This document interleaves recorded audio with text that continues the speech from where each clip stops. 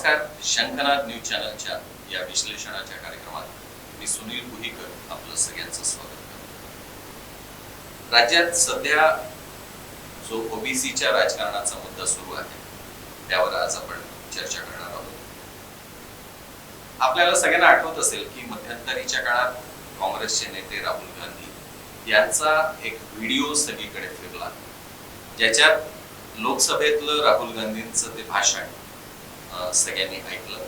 त्याच्यात राहुल गांधींनी देशाच्या एकूणच सेक्रेटरिएटमध्ये आणि अधिकाऱ्यांच्या वर्गामध्ये जी खुल्या प्रवर्गातल्या लोकांची संख्या आहे त्याच्यात तुलनेत ओबीसी अधिकाऱ्यांची संख्या किंवा ओबीसी सेक्रेटरींची संख्या ही अतिशय कमी असल्याचं लक्षात आणून दिलं. आणि 2014च्या पहिले डॉक्टर मनमोहन सिंगांच्या नेतृत्वातल्या सरकारने जो एक सर्वे केला होता त्याचा अहवाल सरकार म्हणजे आताचं सरकार प्रसिद्ध का करत नाही असा राहुल गांधींचा आक्षेप होता.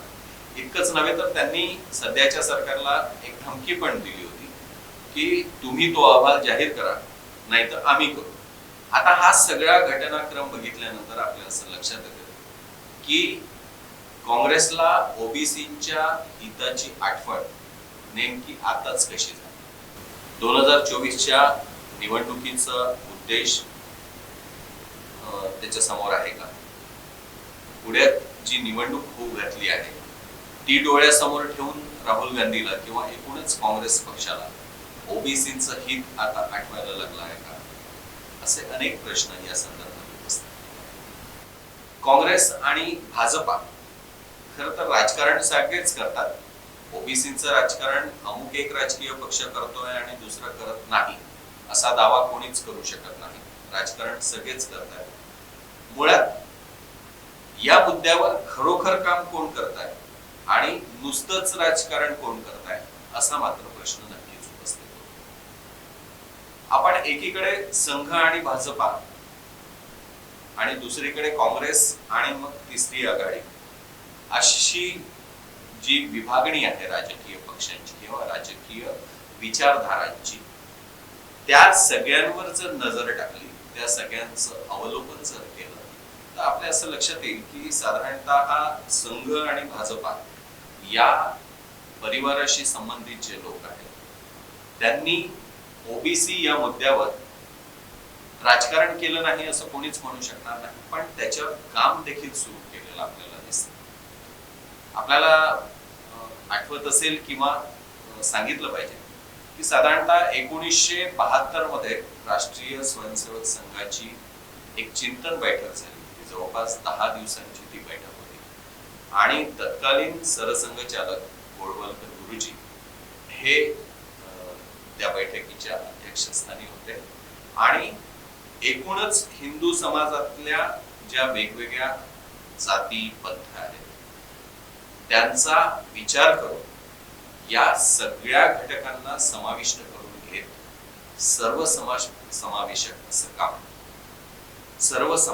असं काम भविष्यात उभं करायचं या दृष्टीने एक मार्गदर्शन गोळवलकर गुरुजींनी त्यावेळेला केलेलं होतं उपस्थित सगळ्या स्वयंसेवकांना, अधिकारी, पदाधिकाऱ्यांना.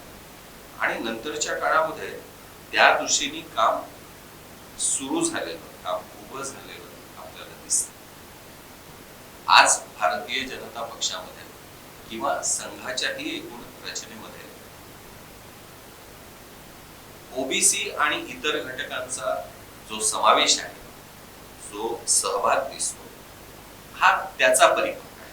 त्या दृष्टीने काम जे होत गेलं त्याचे परिणाम नंतरच्या काळात दिसत गेले आणि एक समाजातले वेगवेगळे घटक, समाजातले वेगवेगळे लोक या कामाशी, या संस्थांशी जुळत गेल्याचा एक परिणाम दृश्य स्वरूपात आता दिसायला लागला आहे.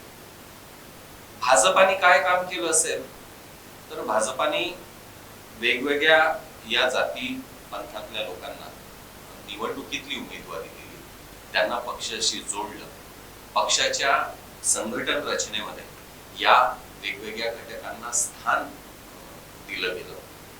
केवळ ओबीसी म्हणूनच नाही तर महिला हा पण विषय त्याच्यात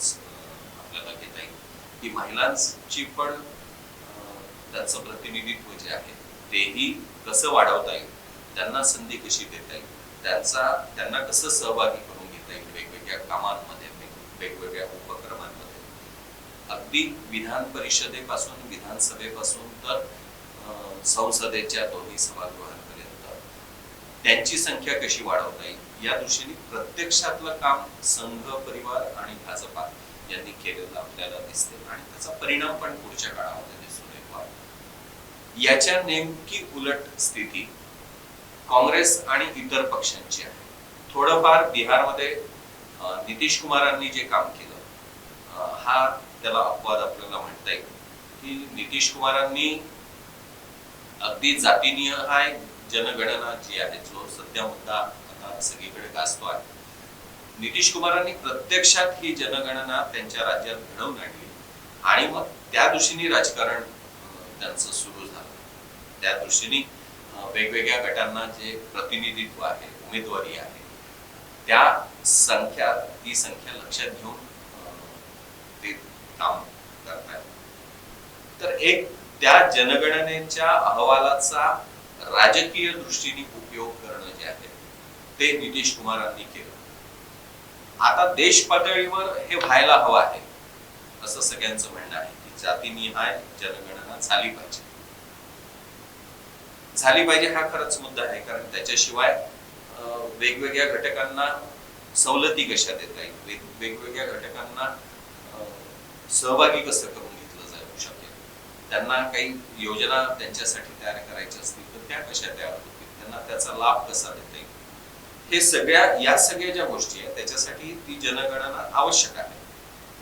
पण राहुल गांधींचं परवाचं जे भाषण आहे ते ऐकल्यानंतर असं लक्षात येतं की राजकारणापलीकडे याच्यात फार काही दम आहे असं जाणवत नाही, वाटत नाही.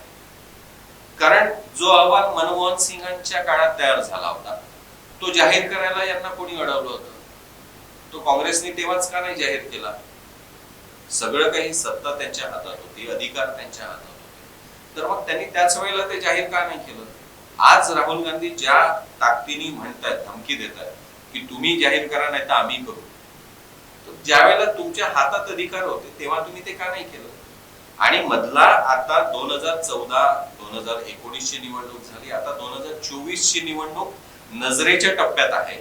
असं असताना गेल्या 10 वर्षात या अहवालाबद्दल कुठेच काहीच न बोलणारे राहुल गांधी यांना अचानक आता ओबीसींच्या हिताची, त्या जुन्या अहवालाची आठवण आता निवडणुकीला 6 महिने 8 महिने उरलेले असताना का व्हावी? या प्रश्नावर जर आपण नजर टाकली, या प्रश्नाचा जर विचार केला तर या सगळ्या मागणी मागे, या त्यांच्या धमकी मागे, या त्यांच्या एकूणच भूमिकेमागे राजकारण आहे एवढंच लक्षात येतं. आणि राजकारणापलीकडे काहीच नाही हे देखील लक्षात येतं. राहुल गांधींनी जे मुद्दे त्या भाषणात मांडले होते की एकूणच सरकारच्या रचनेमध्ये खुल्या प्रवर्गाच्या तुलनेत ओबीसींची संख्या ही अतिशय कमी आहे. पण आता मुद्दा असा निर्माण होतो, प्रश्न असा उपस्थित होतो की ही परिस्थिती काल परवा निर्माण झाली का? नाही, ती वर्षानुवर्ष तशीच आहे. मग एकूण लोकसंख्येच्या तुलनेत लोकसंख्येमध्ये मंडल आयोगाच्या अहवालानुसार ओबीसींची समाजातली एकूण संख्या जी आहे ती 52% वर आहे. आणि आता त्याच्यात अजून वाढ जर झाली असेल, कारण बिहारमध्ये जी आकडेवारी समोर आली त्याच्यानुसार ओबीसींची संख्या 68% आहे एकट्या बिहारमध्ये. साधारणतः हे चित्र संपूर्ण देशभरात आहे असेल असं जर गृहीत धरलं तरी या संदर्भात या लोकसंख्येच्या तुलनेत त्यांना भागीदारी, त्यांचं प्रतिनिधित्व या संदर्भात काँग्रेसला इतकी वर्ष काहीच काम का करता आलं नाही, हाही प्रश्न उपस्थित होतो. आणि मंडल आयोगाचा अहवाल साधारणतः 1990 मध्ये जाहीर झाला. त्यावेळेला त्याची पण पार्श्वभूमी, त्याच्या मागचं राजकारण ते पण वेगळं आहे. त्यावेळेला राम जन्मभूमीचा मुद्दा गाजत होता आणि मग त्याला काउंटर म्हणून मंडल आयोगाचा अहवाल जाहीर झाला की काय असा प्रश्न त्यावेळेला पण उपस्थित झाला होता. तर ठीक आहे, त्याच्या मागचे राजकारण आपण जरी सोडून दिलं तरी तो अहवाल जाहीर झाल्यानंतर दंगलींचे जे आगडोम त्यावेळेला उसळले होते ते बघितल्यानंतर एकूण समाजाची प्रतिक्रिया लक्षात घेतल्यानंतर त्या अहवालाबद्दल, त्याच्या अंमलबजावणीबद्दल, त्याच्या परिणामकारकतेबद्दल नंतर कोणीच काही बोलायला तयार नव्हतं. मग हळूहळू लांगुलचालन करण्याचं राजकारण सुरू झालं. कोणीच कोणाविरुद्ध काही बोलायचं नाही, कारण सगळे राजकारण सगळ्या मुद्द्यांमध्ये आणलं जात होतं. प्रत्येक गोष्टीकडे राजकीय नजरेने बघण्याची सगळ्या राजकीय पक्षांची सवय झालेली होती. त्याच्यामुळे नुकसान आहे की नाही, योग्य आहे की नाही, या सगळ्या मुद्द्यांचा विचार करण्यापेक्षा राजकीय त्याच्या मागचे फायदे काय आहेत, राजकीय तोटे काय आहेत, हे लक्षात घेऊन एखादी गोष्ट मांडायची की नाही, बोलायची की नाही, त्याच्यावरचा निर्णय घ्यायचा की नाही, या दिशेने सगळे राजकीय पक्ष काम करायला लागले. आणि परिणाम असा आहे की चुकीचं असलं तेही घडत गेलं, चांगलं असेल ते बाजूला ठेवायची गरज पडली तर तेही केलं गेलं, आणि फक्त राजकारण आणि राजकारण सगळे लोक करत राहिले. त्यातल्या त्यात चांगली गोष्ट अशी की भाजपासारखा एखादा राजकीय पक्ष निदान त्या अहवालावर त्याचा अभ्यास करून त्याच्यावर निदान काम करायला लागला. काँग्रेसला भाजपाला विरोध करण्याच्या नादामध्ये त्याही गोष्टीचं भान राहिलं नाही. आणि फक्त आता निवडणूक नजरेच्या टप्प्यात असताना, नजरेसमोर असताना ओबीसीच्या मुद्द्यावरचं राजकारण करायला आता हा पक्ष पुढे सरसावला आहे की काय, असा प्रश्न उपस्थित होतो. अन्यथा 2022 मध्ये केंद्रीय मंत्री जितेंद्र सिंग यांनी जी आकडेवारी नोकऱ्यांच्या संदर्भात लोकसभेमध्ये मांडली होती, त्याच्यावरून तर हे अगदी स्पष्ट होतं की एकूणच शासकीय व्यवस्थेमध्ये ग्रुप 1 आणि 2 मध्ये खुल्या प्रवर्गाच्या तुलनेत ओबीसींचं एकूण समाजातलं आणि देशातली लोकसंख्या त्याचं प्रमाण खूप जास्त असलं तरी या नोकऱ्यांमधलं त्यांचं प्रमाण, त्याच्यातली त्यांची सहभागिता ही कमी आहे, हे त्याच वेळेला स्पष्ट झालं होतं. राहुल गांधींना त्याही मुद्द्यावर बोलायला नंतरचं वर्षभर लागलं. तर एकूण ही परिस्थिती लक्षात घेतल्यानंतर देशातले सगळे राजकीय पक्ष, विशेषतः काँग्रेस पक्ष, हा ओबीसीच्या मुद्द्यावर फक्त आणि फक्त राजकारण करत आहे असं चित्र निर्माण होते. 77 वर्षापासून आयुर्वेद सेवेत असलेली शिवशंकर आयुर्वेदिक एजन्सी, अनुभवी वैद्य डॉक्टरांद्वारे जटिल किरण रोगांवर विशेषतः आयुर्वेदिक उपचार उपलब्ध आहे. सर्व नावाजलेल्या कंपन्यांची औषधं आणि सर्व प्रकारची जडीबुटी आणि रोगप्रतिकारक शक्ती वाढवण्यासाठी अनेक प्रकारची औषधं मिळवण्याचे एकमेव विश्वसनीय स्थान. आमच्या इथे सगळ्या प्रतिष्ठित कंपन्यांचे औषधी उपलब्ध आहे. मग वाट कोणाची बघताय? आत्ताच भेट द्या. शिवशंकर